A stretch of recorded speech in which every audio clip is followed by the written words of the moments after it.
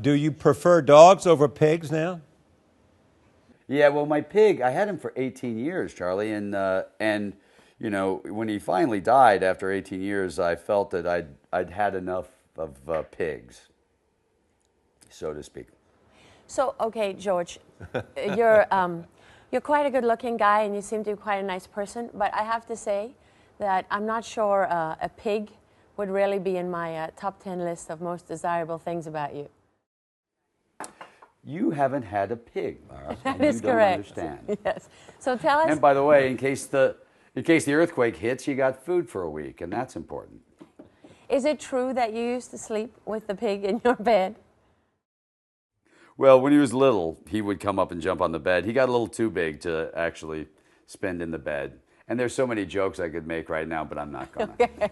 Did you really like having a pig as a pet? I loved it. You know, pigs are really smart. Yeah. And he was funny, and he made me laugh. But they're work because they'll destroy everything if you let them. How big was he when he died, George? It was like 300 pounds? How big? Yeah. Well, you know, I don't like to talk about weight, Charlie, but he was probably I'm a little about sensitive on that subject myself. It was about maybe 250 or something like that. Wow. Yeah, he was a good-sized pig.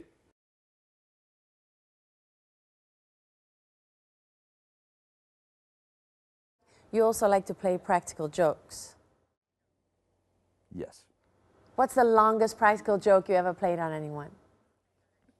Well, I did one that lasted 5 or 6 years. I found a painting that was being thrown away. It was out in the garbage. It was a horrible painting, giant picture of this sort of naked woman, and you're not quite sure what it is, and it was awful.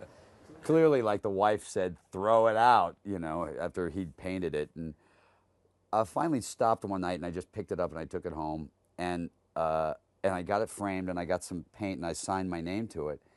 And for about, I don't know, 5 or 6 months, my buddy Richard Kind, who's a wonderful actor, I would say, he'd say, you want to play golf? And I would say, I can't, I have art class.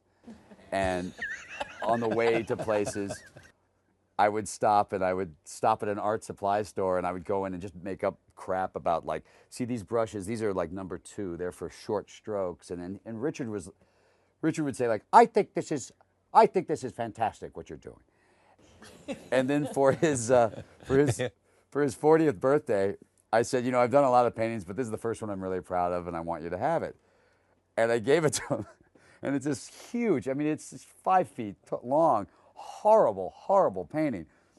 And he opens it up, and he's like, it's great. So I said, it looks so good above your couch in the living room. He's got a 1-bedroom apartment. So he hangs it up over his living room, and everyone else knew but him. And so everyone would come over and compliment him about the painting. And I did that, I let it ride for about 5 years. And then finally, I think I did a talk show, and I told him to turn on the TV and watch it. And he watched me tell the story, and then he called me up going, I hate that painting. I've always hated that painting. So that made me laugh.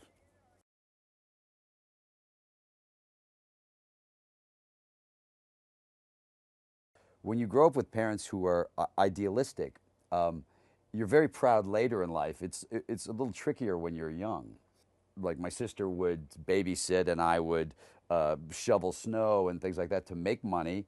And then my father would get letters from people who were less fortunate, who weren't going to have Christmas. And my sister and I, we'd have to learn about their children and go shopping with our money to find presents for them. And on Christmas morning, we would all show up at their home and give them the presents and spend the morning with them. And it's a really wonderful thing, and I'm very proud that my parents taught me that. It wasn't as much fun when you're a kid, you know, but I'm very proud of it now. I was a reluctant good kid, you know.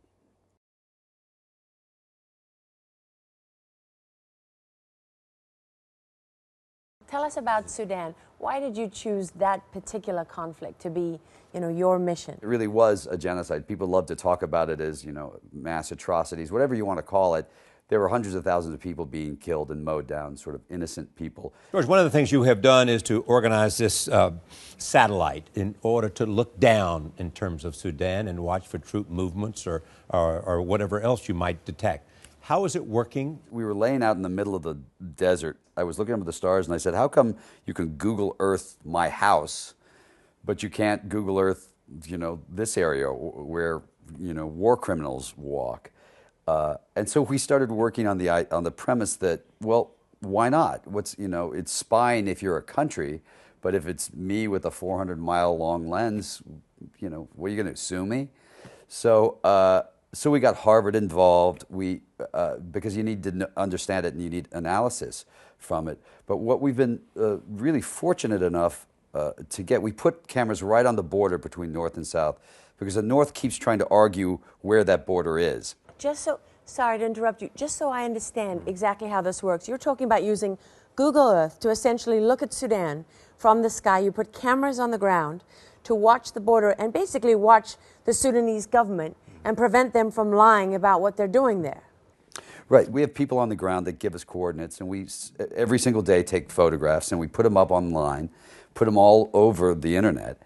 And they've been effective enough that the International Criminal Court about a month ago used our photographic evidence of mass graves, of helicopters, of tanks, to be able to charge the defense minister in the Sudan with crimes against humanity, with war crimes, which has been, for us, a great source of pride.